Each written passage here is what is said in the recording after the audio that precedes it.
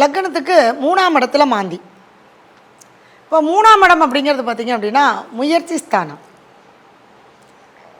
அதே மாதிரி விளம்பரப்படுத்துறது 3ஆம் இடம். எல்லா திறமையும் இருக்கும். இந்த லக்னத்துக்கு 3ஆம் இடத்துல மாந்தி இருக்கிறவங்களுக்கு பார்த்திங்கன்னா திறமையே இல்லாதவங்களாம் ஒன்றுமே தெரியாதவங்களாம் விளம்பரம் ஆயிடுவாங்க. இவங்களுக்கு எல்லா திறமையும் இருக்கும், ஆனால் அதை விளம்பரப்படுத்த முடியாது. ஏன்னா 3ஆம் இடங்கிறது தகவல் தொடர்பு, கம்யூனிகேஷன்.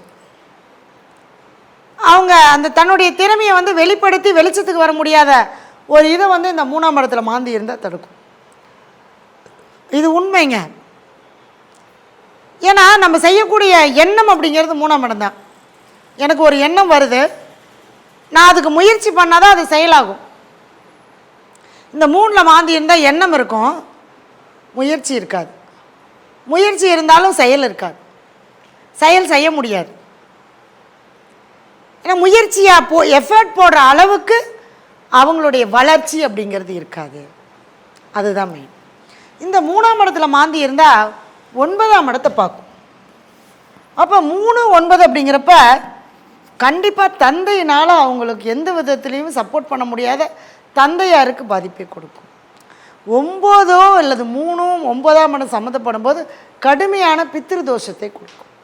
ஏன்னா 9ஆம் இடங்கிறது அப்பா. 3ல் மாந்தி இருந்தால் சொல்லிடலாம், கண்டிப்பாக அப்பா வழியில் இந்த கர்மா தான் இருக்குது அப்படின்னு. அதுதான் 3. அப்போ 9ஆம் இடத்தை பார்க்குது. அப்பா சொத்து இருந்தால் அனுபவிக்க முடியாது, அப்பாவுடைய அரவணைப்பு அனுபவிக்க முடியாது, அப்பாவுடைய எந்த விதமான சப்போர்ட்டும் நமக்கு இருக்காது. ஏன் ஒரு குழந்தைய அப்பா அம்மா தாங்க பெற்றுக்கிறாங்க.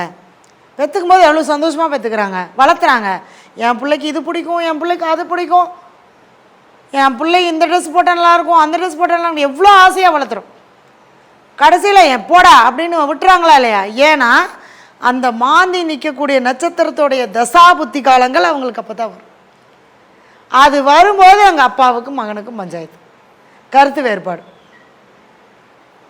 சொல்கிறாங்களே, கம்யூனிகேஷன் கேப், அந்த மாதிரி சில விஷயங்கள் அந்த இடத்துல அப்பாவுக்கு பாதிப்பு கொடுக்கும். அதே மாதிரி 3ல் மாந்தி இருந்தாலும் அப்பாவுக்கு பாதிப்பு கொடுக்கும். 9 வருஷத்துக்குள்ளே அப்பாவுக்கு கண்டம்.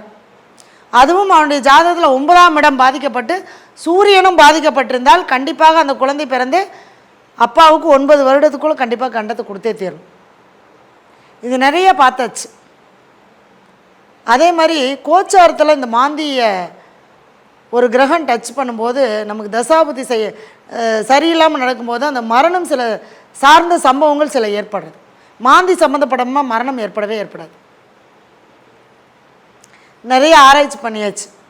அப்போ இந்த 3, 9 அப்படிங்கிறப்ப ஜாதகருடைய மெயினாக கிடைக்க வேண்டிய அந்த அப்பா அப்படிங்கிற பாசமே கிடைக்காம போயிடும். அடுத்தது பாக்கியஸ்தானம்.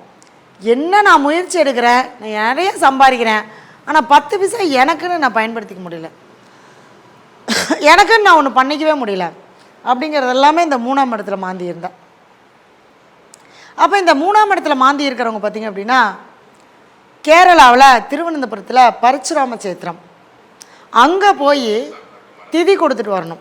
அதே மாதிரி 3ஆம் இடத்துல மாந்தி இருந்தால் கண்டிப்பாக இளைய சகோதர உறவு பாதிப்பை கொடுத்தே தீரும். இளைய சகோதர உறவுக்கு பாதிப்பை கொடுக்கும்.